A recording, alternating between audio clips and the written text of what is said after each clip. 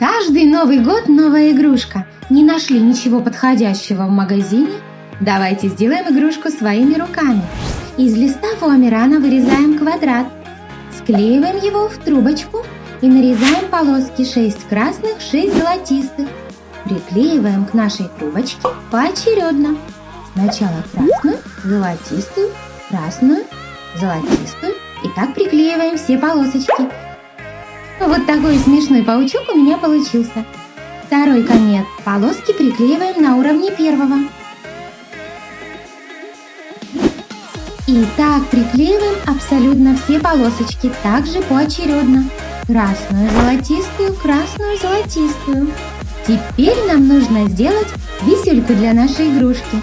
Берем полоску фоамирана, приклеиваем ниточку и скручиваем.